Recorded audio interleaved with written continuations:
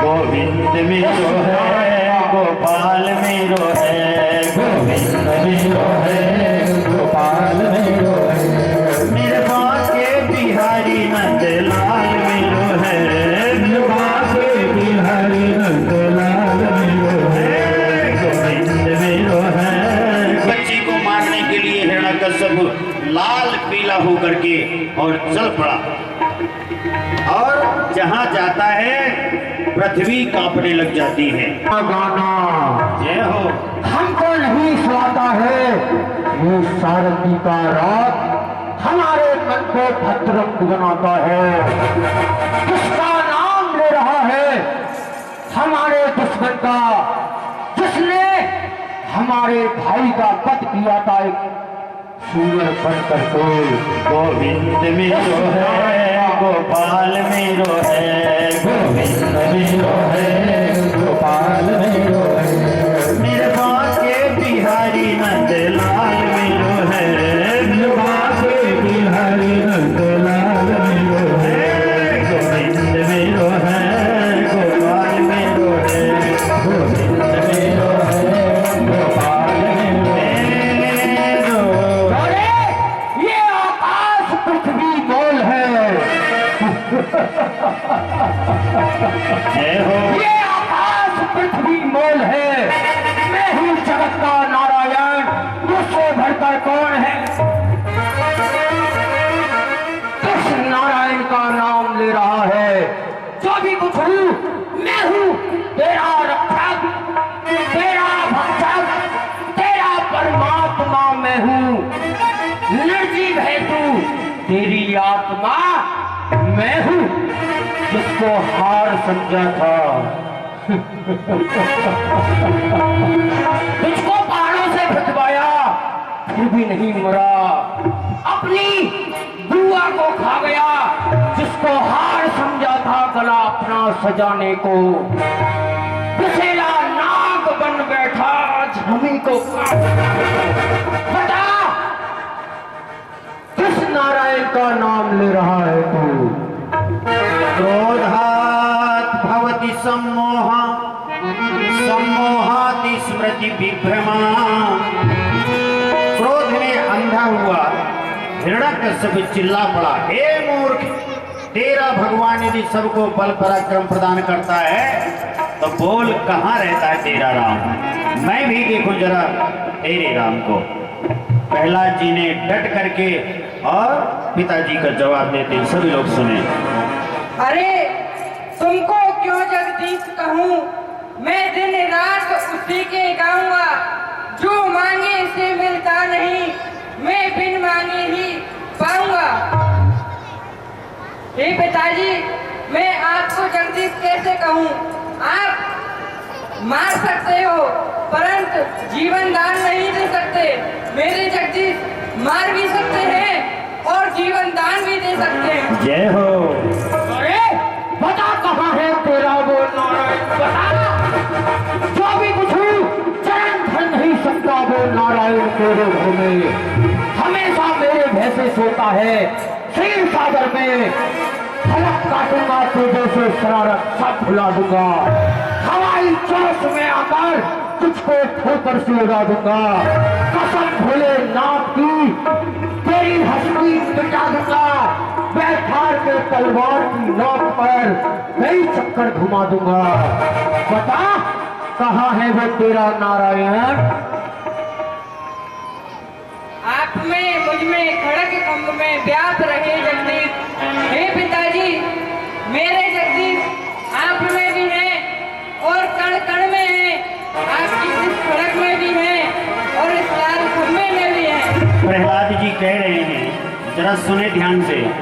प्रहलाद जी कह रहे हैं पिताजी, संसार में ऐसी कोई जगह नहीं जहाँ परमात्मा न हो। ईशावास्यमिदं सर्वम यत्किंचित जगत्याम जगत, संसार में सब जगह हैं, लेकिन आप मुझे मारो नहीं और आपके मारने से मैं सुधरने वाला भी नहीं। क्यों? जरा आइए मेरे साथ। अरे प्यारो लगे हरि नाम, पिताजी मोहे मत मारो, मोहे प्यारो लगे हरि नाम, पिताजी मोहे मत मारो, मोहे प्यारो लगे हरि नाम पिताजी मोहे मत मारो मोहे प्यारो लगे हरि नाम पिताजी मोहे मत मारो मत मारो मत मारो मत मारो मत मारो मत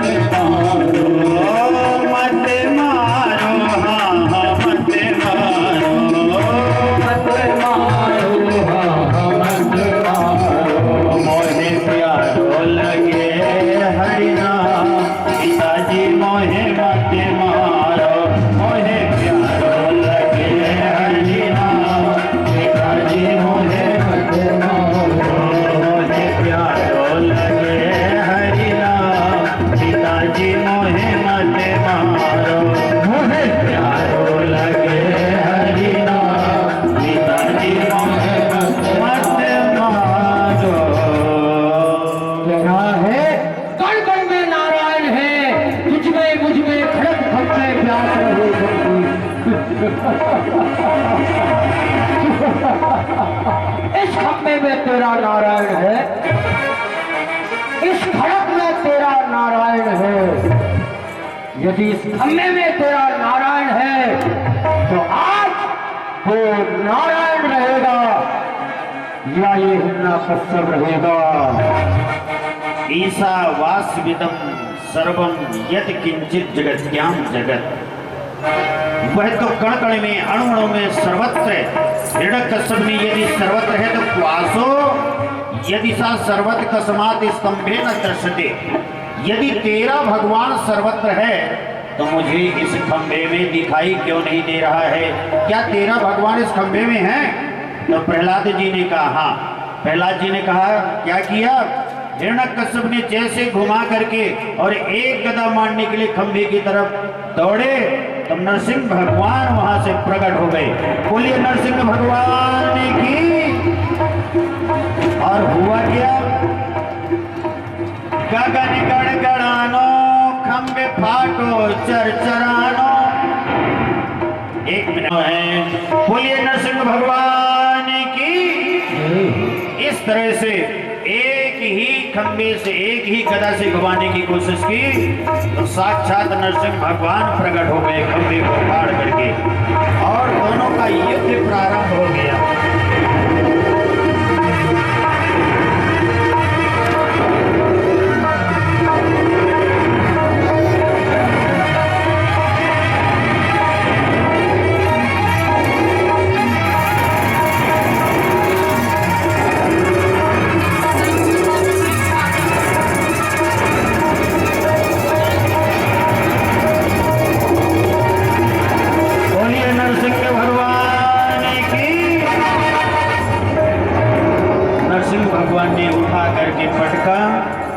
पकड़ करके अपनी गोदी में डाल लिया और गोदी में डालने के तत्पश्चात अपने नाखूनों से ही हिरण्यकश्यप का उदर फाड़ करके अंतड़ियां निकाल करके अपने गले में धारण कर ली।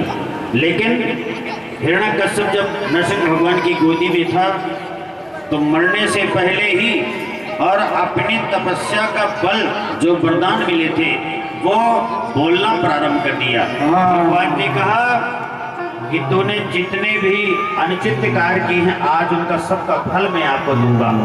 अब आज मैं आपको छोड़ नहीं सकता। तो हिरण्यकश्यप कहता है महाराज मैं ना ऊपर मरूं ना नीचे मरूं।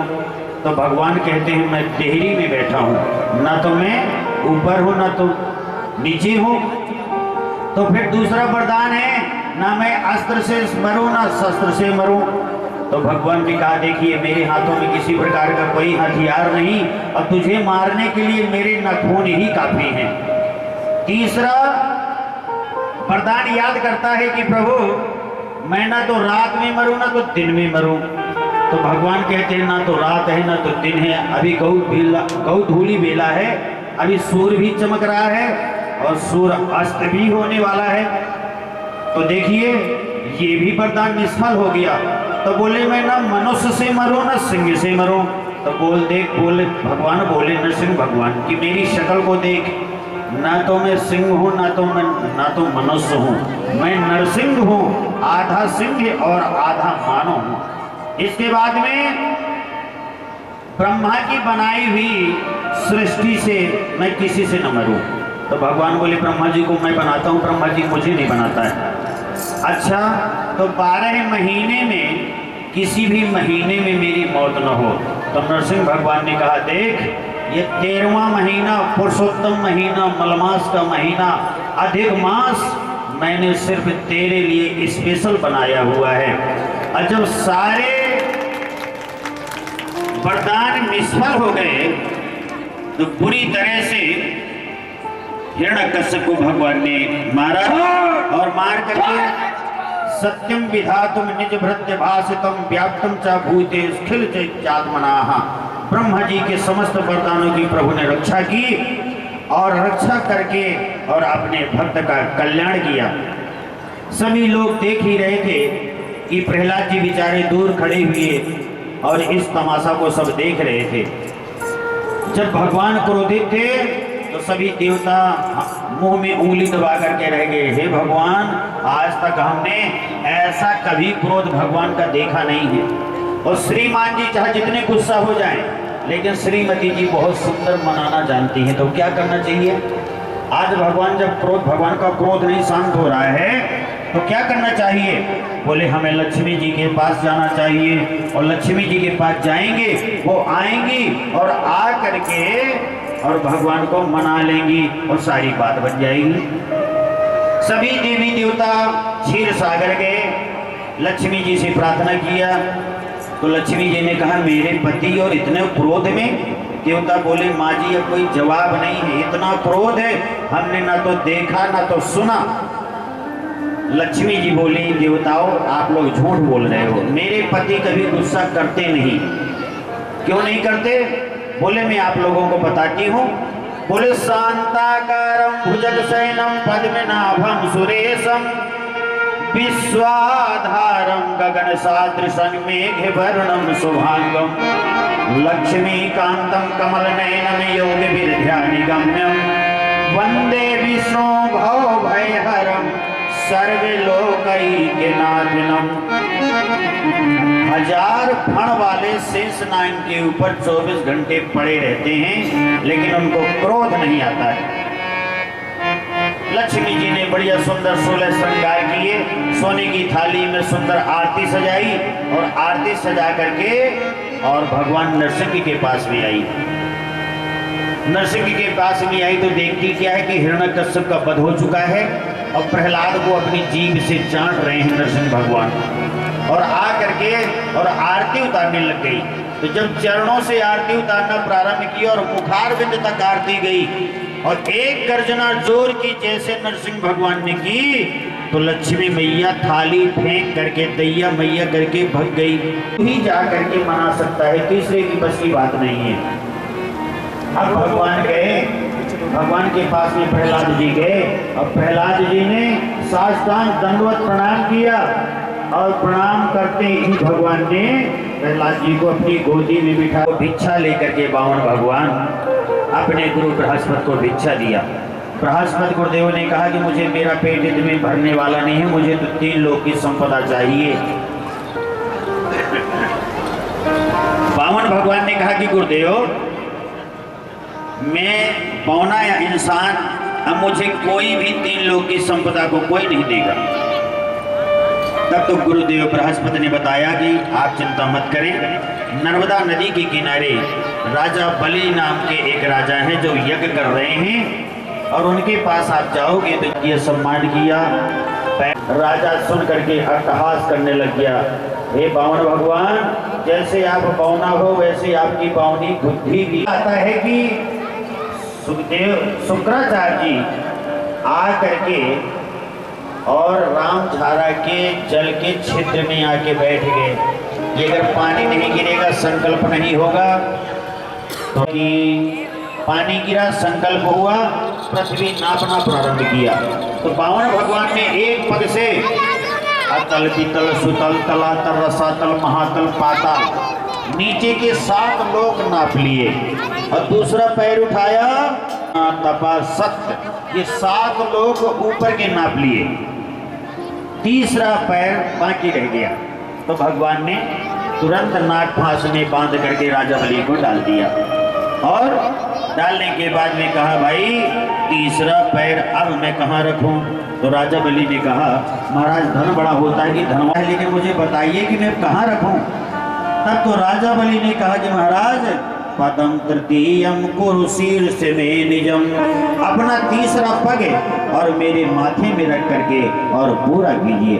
तब राजा बलि के तीसरा पग माथे में रख के बावन भगवान ने और 3 पग भूमि का जो वरदान था वो प्राप्त किया और अंत में वरदान दिया कि राजा आपने सब कुछ अपना निछावर कर दिया है, लेकिन अब आप भी मांगो क्या चाहते हो। तो भगवान ने वरदान दिया कि एक रूप से मैं तुम्हारे साथ 24 घंटे खड़ा रहूंगा। तो सुतल लोक में सारे परिवार को लेकर के और आज भी एक रूप से भगवान सुतल लोक में विराजमान है राजा बलि के पास। बोलिए बावन भगवान की जय हो। ये रघु और रघु के हुए महाराज अज और अज का बेटा हुआ दशरथ और दशरथ के घर में हुए राम लक्ष्मण भरत शत्रुघ्न 4 बेटा पैदा हुए। तो भगवान का चतुर्युग में प्राकट हुआ है। तो आइए हम और आप सभी रामलला सरकार के चरणों में पुष्प चढ़ाएं। क्यों? चौथे पद में तो आज पुत्र पैदा हुए हैं। श्री राम जी का अवतार कैसे हुआ? बड़ी तपस्या के बाद, बड़े यज्ञ अनुष्ठानों के बाद। सूर्य वंश में ऐसा कोई राजा नहीं जिसको युद्ध न करना पड़ा हो और जिसको यज्ञ न करना पड़ा हो। तभी जाके संतान होने में बड़ी दिक्कत आई और बड़े बड़े उत्तेष्टि यज्ञ किया, तब जाके रामलला का जन्म हुआ।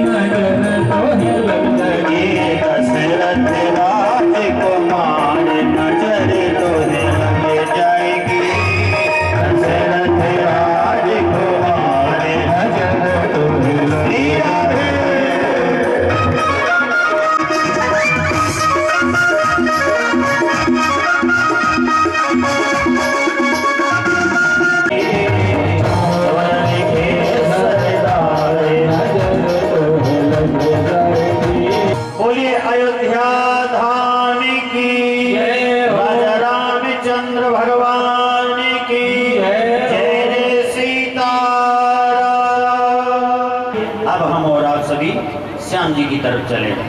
ये महाराज सूरसेन के बेटे हुए आनंद गंगही और इन्हीं का नाम वसुदेव है। और वसुदेव की 7 पत्नियां हैं।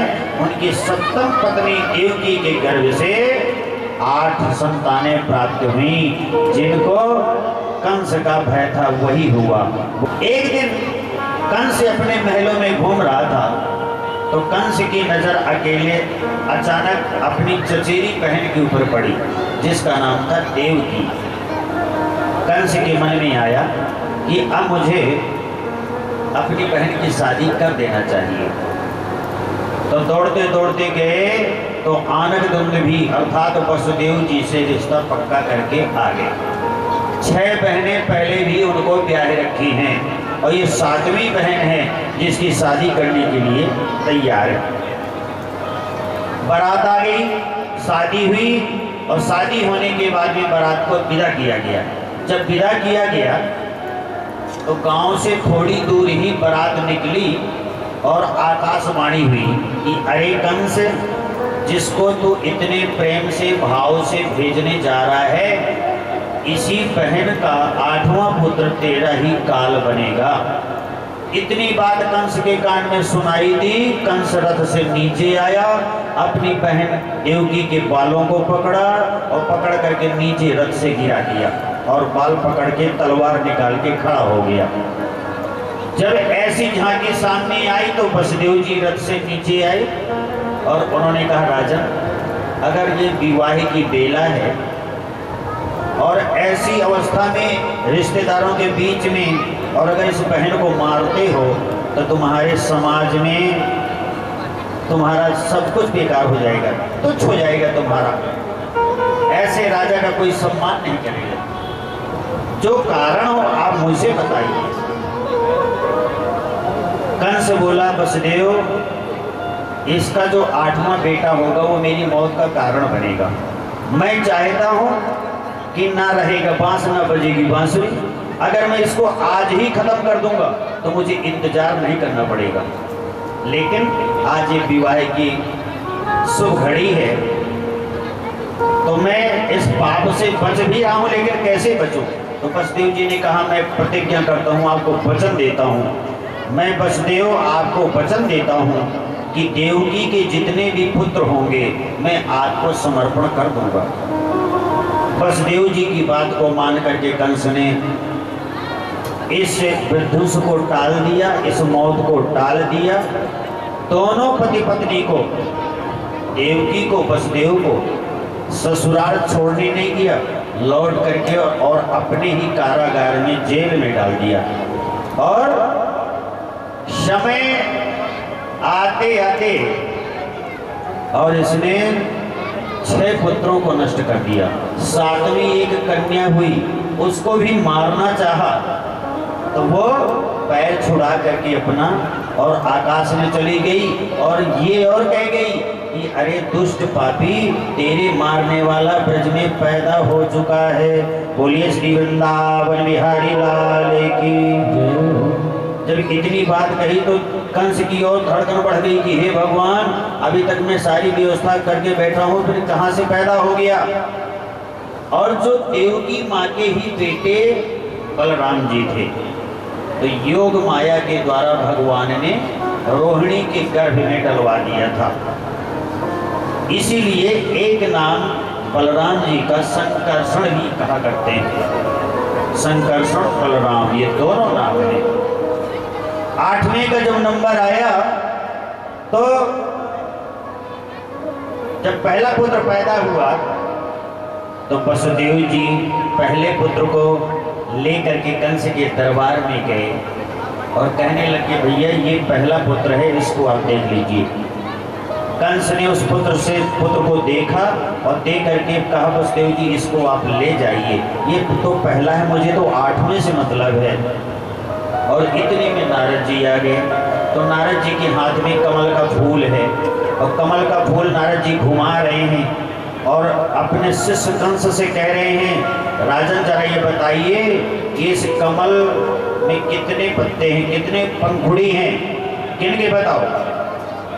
तो उस कमल में 8 पंखुड़ियाँ थीं, जहाँ से गिने वो 8वीं आवे। तब कंस के समझ में आ गया कि गुरुजी सही कह रहे हैं, पहला भी 8वां हो सकता है और 8वां पहला भी हो सकता है। बसदेव जी थोड़ी देर ही गए थे, थोड़ी देर में सेवकों से बुला करके पुत्र को ले लिया और लेकर के पुत्र को मार डाला। इस तरह से 6 पुत्रों को देवकी के मारा और 7वें को भगवान ने योग माया से रोहिणी के गर्भ में डाला। और इसके बाद में कन्या ने सब कुछ बता दिया। और अब द्वितीय स्कंद में, द्वितीय अध्याय में 10वें स्कंद की जब भगवान का प्रादुर्भाव होने वाला है तो देवकी का स्वरूप अलग ही दिखाई दे रहा है। जो देवकी का दर्शन करते हैं तो देवकी की चमक दमक अलग दिखाई दे रही है। कंस भी एक दिन कारागार गया तो देवकी को देख करके बड़ा आश्चर्य हो रहा है कि मैंने आज तक देवकी को ऐसा पहली बार देखा है। क्यों? क्योंकि भगवान का साक्षात्कार हो रहा है।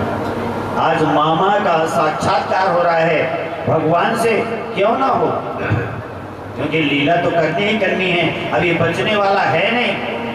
अब सभी देवी देवता मिल करके और भगवान के गर्भगृत स्तुति करने लग गए। भगवान गर्भ में आए हैं, देवकी मैया के उदर में आए हैं, तो सभी देवता स्तुति कर रहे हैं, प्रार्थना कर रहे हैं। आइए हम और आप सभी भी इसी तरह भगवान की स्तुति करें।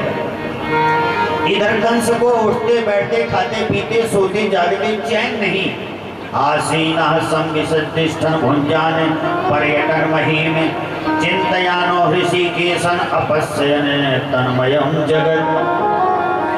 कंस को हर काली वस्तु से डर लगने लग गया और इधर देवता आकर के स्तुति करने लग गए।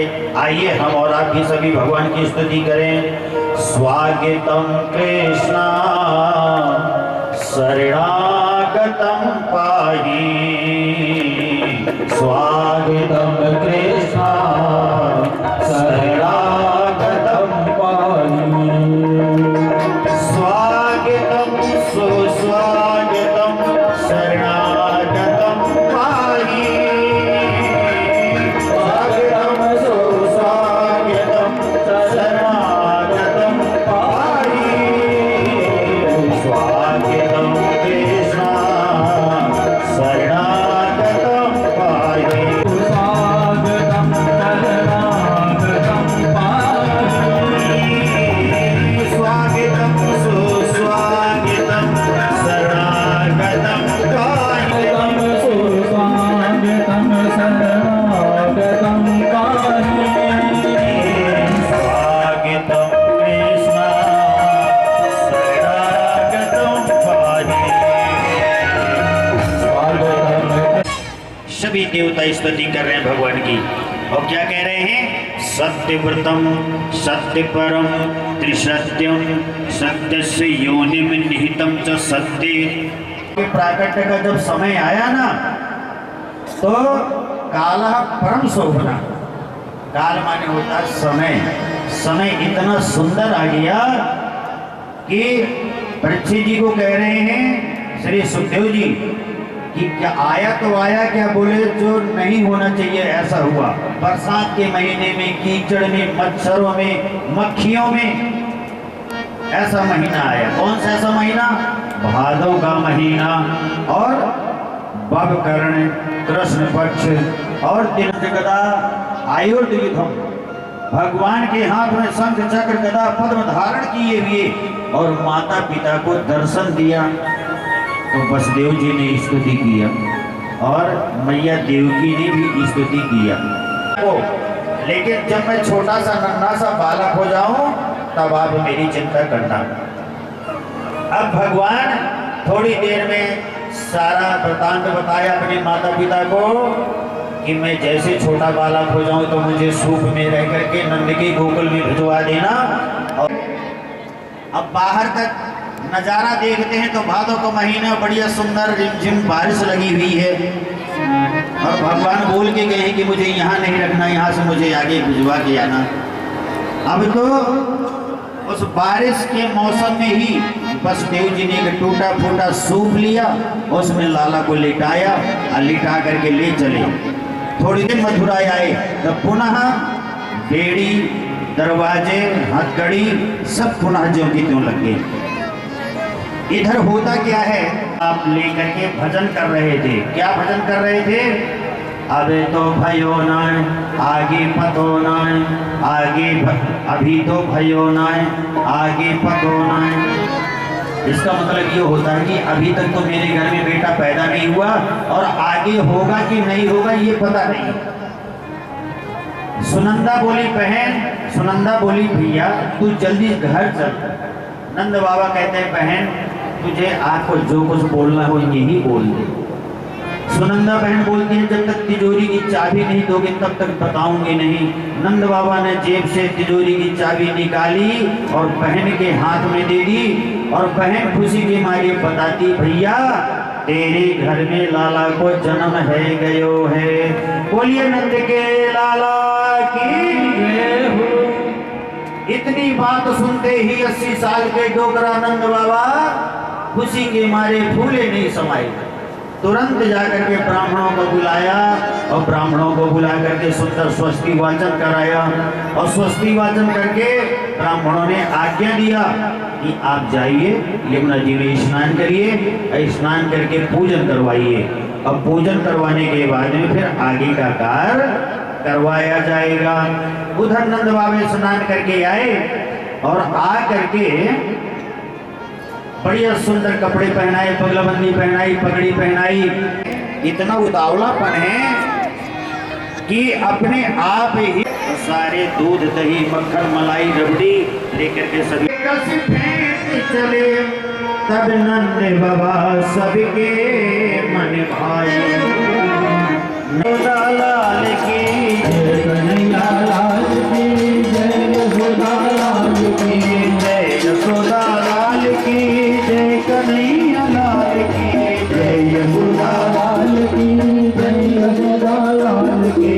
नंद घर आनंद भयो जय कन्हैया लाल की, नंद घर आनंद भयो, नंद घर आनंद भयो जय कन्हैया लाल की, नंद घर आनंद भयो जय कन्हैया लाल, जय कन्हैया लाल की, नंद घर आनंद भयो जय कन्हैया लाल की, नंद घर आनंद भयो जय कन्हैया लाल की, नंद घर आनंद भयो जय कन्हैया लाल।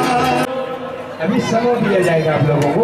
सारे लोग नीचे चलो, अभी तो लाला का दर्शन करो जैसे। और यहाँ खड़े होने से कोई फायदा नहीं, जा करके गोविंद का दर्शन करो। और आइए सभी लोग हम और आप पूज्य महाराज जी से आशीर्वाद लेते हैं। सभी लोग अपने अपनी जगह में बैठे। अब पूज्य लाल की, आज के आनंद की, सभी भक्तजनों की, सभी माताओं की, सभी क्षेत्रवासियों की, सभी ग्रामवासियों की, सभी देशवासियों की और जो सभी अनंत देशों से लाइव देख रहे हैं उन भक्तों की, जो अनेक देशों से सेवा कर रहे हैं मन और वचन से, उन सब के लिए हनुमान जी महाराज की जय। देखो अभी तो ठाकुर जी की आरती होगी, आप लोग शांति रखना है और इतना जल्दी न किया करो। प्रसाद वाले जो है ना तो बांटने में अव्यवस्थाएं नहीं होना चाहिए। धन्यवाद। तो मेरी बात मानो, बैठो अभी 5 मिनट बैठो। धर्म प्रेमी सज्जनों से निवेदन, कृपया अपना स्थान ग्रहण करें। भगवान के जन्म दिवस पर जिन दानदाताओं ने आर्थिक सहयोग किया है, श्री पन्नालाल जी अग्रवाल द्वारा समिति को भेंट किए गए हैं। आपका बहुत बहुत आभार, धन्यवाद। जय हो। 11,000 रुपये मुफ्त दान के रूप में प्राप्त हुए हैं। आपका भी बहुत बहुत आभार, धन्यवाद। निवेदन है कि व्यवस्थाएं बनाए रखें। श्री मंजू जी सोनी, श्रीमती मंजू जी सोनी, आपसे भी निवेदन है कृपया मंच पर पधारें और पूज्य श्री से आशीर्वाद प्राप्त करें।